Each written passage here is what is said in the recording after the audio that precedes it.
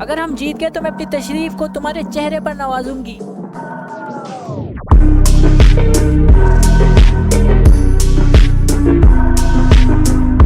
तो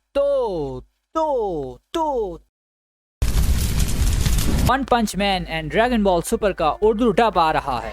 मुझे नहीं लगा था हम 2023 भी गोकू और साइतामा की कंपैरिजन से स्टार्ट करेंगे, येट हियर वी आर। तो One Punch man kids zone पर और dragon Ball super cartoon network पर दोनों 31 दिसंबर को शुरू होंगे। दोनों के कई टीजर्स आ चुके हैं उर्दू में, तो आप जाकर डिस्क्रिप्शन से देख सकते हैं उन्हें और अपना ओपिनियन दे सकते हैं। बाकी मैं इस वीडियो में अपना ओपिनियन दूंगा।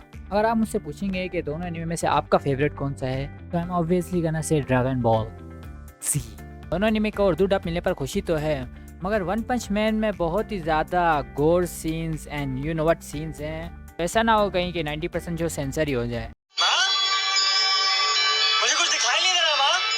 अब ऐसा भी नहीं है कि दूसरे किसी कार्टून में कभी ऐसा गलीज सीन ना आया हो, क्योंकि हमने बचपन में करेज को एक दाने वाले पाँव को चाट कर हराते हुए देखा है। तो देखते हैं उसी हिसाब से इसको कितनी पॉपुलैरिटी मिल पाती है। उसके मुकाबले ड्रैगन बॉल सुपर को देखा जाए तो उसमें ऑलरेडी सब कुछ सेंसर है, खून वून उन्होंने सब ऑलरेडी वैसे ही सब कुछ रिमूव किया हुआ है। तो ओनली सीन जो उनको सेंसर करनी पड़ेगी वो मे बी गुहान का किस सीन होगा या मास्टर रोशी का हरामीपन।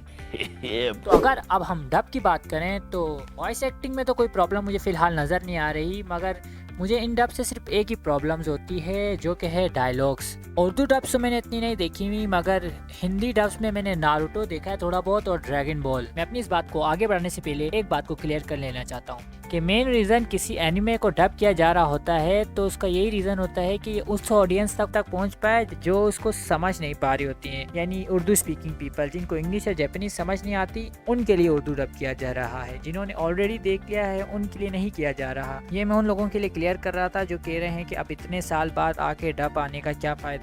जैसा कि मैं कह रहा था कि मैंने ड्रैगन बॉल और नारुतो का हिंदी डब देख चुका हूँ, तो उसमें मुझे सबसे बुरी चीज़ जो लगती है वो डायलॉग्स हैं। वॉइस एक्टिंग तो बिल्कुल ठीक लगी मुझे, मगर सबसे बड़ी प्रॉब्लम मुझे जो लगी थी वो डायलॉग्स के बहुत अननेसेसरीली इंग्लिश का यूज़ हो रहा था। यानी जहाँ पे वो लोग हिंदी के भी अल्फाज इस्तेमाल कर सकते थे वहाँ पर भी बिला वजह इंग्लिश के लफ्ज़ इस्तेमाल हुए थे। तो उर्दू डब भी मोस्टली हिंदी डब से इंस्पायर्ड होता है, तो आई होप कि उर्दू डब में उर्दू लफ्ज़ ज़्यादा इस्तेमाल करें और अननेसेसरीली इंग्लिश वर्ड को इस्तेमाल ना करें। Alone, separate. हाँ? लाइक आपके पास अकेलापन भी एक लफ्ज़ है, उसमें आप अलोन सेपरेट करके क्रिंज फैला रहे हो। हिंदी डब में मैंने ऐसे रैंडम मूवमेंट बहुत ही ज़्यादा देखे हैं, even in Doraemon. I just hope कि उर्दू डब इस हिंदी डब से कहीं ज़्यादा बेहतर हो।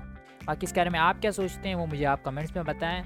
मैं कहूँगा कि किड्स जोन और कार्टून नेटवर्क के उर्दू डब को सपोर्ट करें, because after so many demands कोई चैनल तो एनिमे लेकर आ रहा है उर्दू डब में। आपको खुद देखने की ज़रूरत नहीं है, आप अपने किसी छोटे भाई या बहन को दिखा दें जिनको जापानी से इंग्लिश समझ नहीं आती, फिर वो भी आपके साथ इस सीरीज़ को एंजॉय कर पाएंगे। तो गुड बाय। 朝は弱いかかってないよエンジン休みたいよあの公園のベンチ希望する予定